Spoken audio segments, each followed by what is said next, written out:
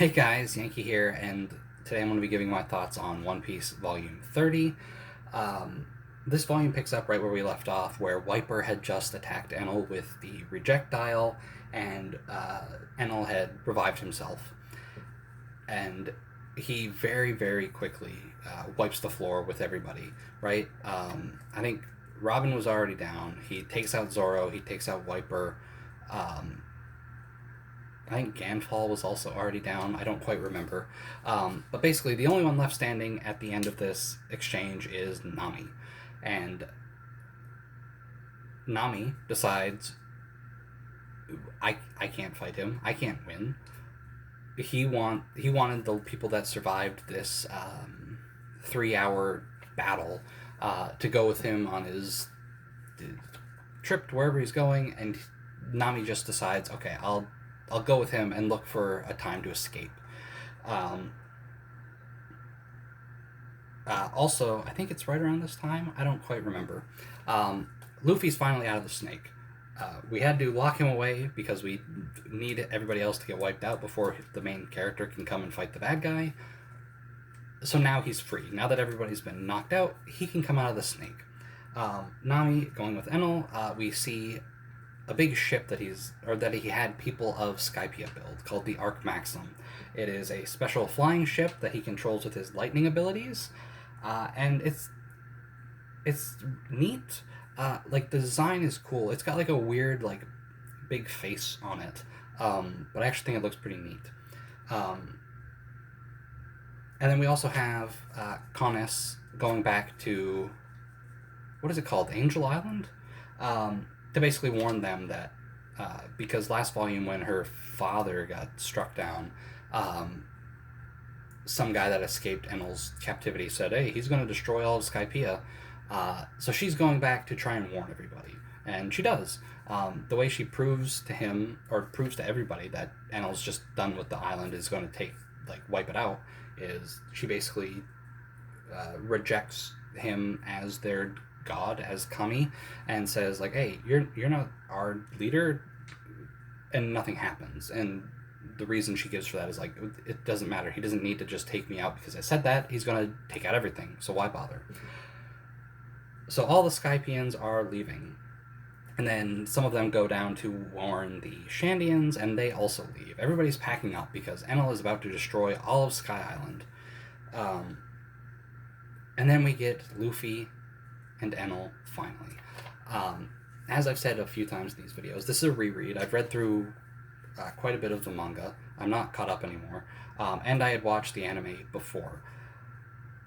Enel vs. Luffy is really great in this moment. I didn't connect the dots that Luffy is rubber, so the electricity is just not going to affect him. I think at that point I still hadn't quite comprehended that every devil fruit just makes you sort of become that. So I get that smoker is smoke. I get that crocodile is sand. But because rubber is just it's just stretchy, I didn't quite realize that Luffy was had all the properties of rubber. Um, so I did not expect Enel's electric attacks to just not work, which is another reason why Luffy had to be stuck in the snake for so long, because he could have wiped the floor with Enel quite easily if he had met up with him earlier.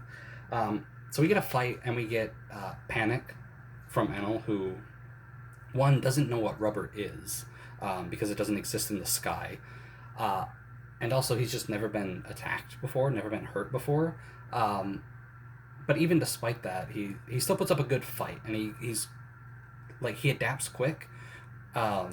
So he figures out Luffy's got a devil fruit right away when he sees him stretch.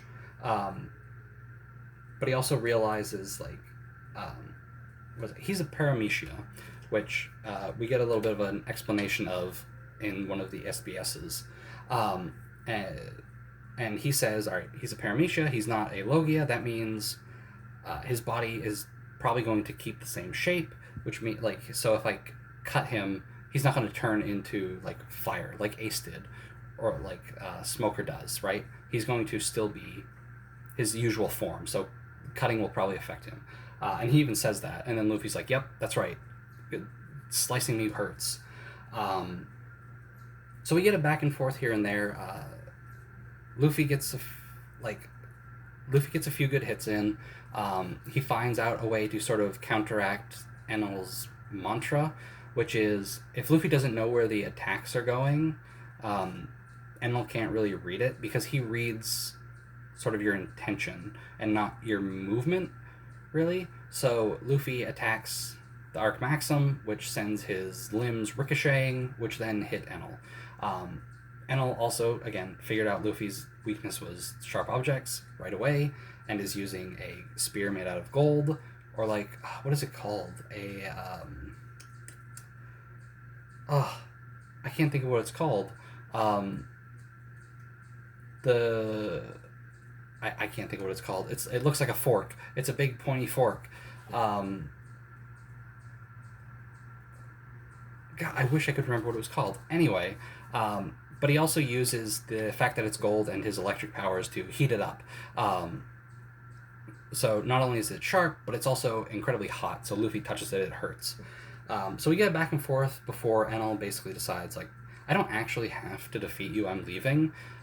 So I'm just going to take like a chunk of gold off the Arc Maxim, which is all the gold from the City of Gold. He found it and used it to build this, and just put like a giant gold ball on Luffy's arm, and then kicks him off the ship as it's in the sky.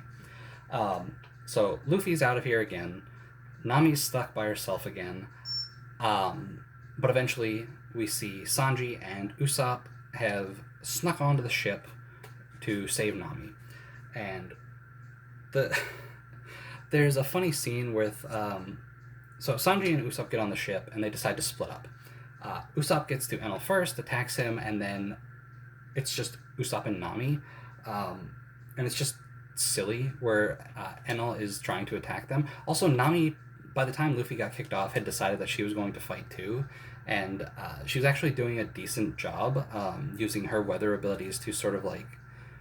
I don't remember exactly what she was using. I think it was just a thundercloud. But Enel said, like, hey, good job, you know about weather, you're using that ability to redirect my lightning. But he also says, like, if I just make it a little bit more powerful, though, you're out of luck. And that's when Usopp shows up.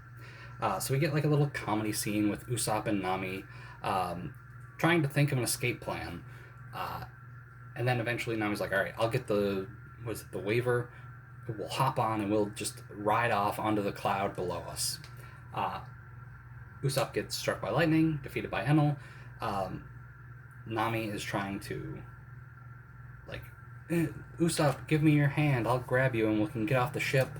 Enel, like, like, there's a scene where, like, Usopp's just got his hand up, waiting for her to grab it, and then Enel just, like, casually pushes his hand down.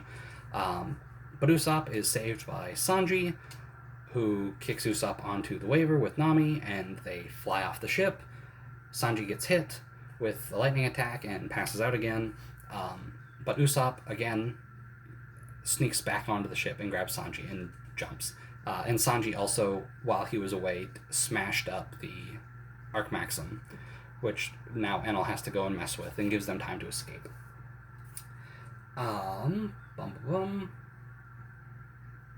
Alright, so everybody's off the ship except Enel.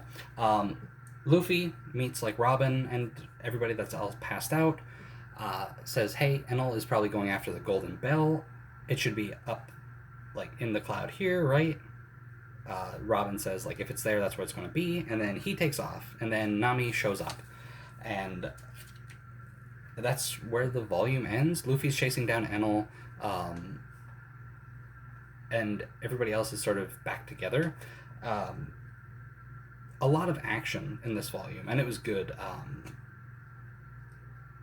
yeah, it was just a lot of action. There's not, like, a whole lot of, like, lore or, like, things that I feel like I need to necessarily pick apart, because it was just all about, like, all right, a little bit of a fight, okay, now a little bit of somebody else trying to fight Enel, and now a little bit of somebody else, and there wasn't really a whole lot else. All All right, as for the SBS, there is a little classification of different kinds of devil fruits. Um, so Oda just did like a little chart where he's got 3 columns. It's like, all right, here's Paramecia fruits, here's Logia fruits, here's zone fruits. Um, and so zones are all the animal transformation ones. Logia are all the ones that turn people into like elements and things like that. So like Ace and Smoker and Crocodile. I think he specifically says in the SBS like things that you can find in nature. So like sand is something you find in nature. People turn into sand. It's a Logia. Things like that. And then the last one is Paramecia, which is just sort of like a catch-all for everything else. And then we have the cover story, which is about Ace and his search for Blackbeard, where he meets a girl who saves him after he had been thrown in a river because he can't swim because he's a devil fruit eater.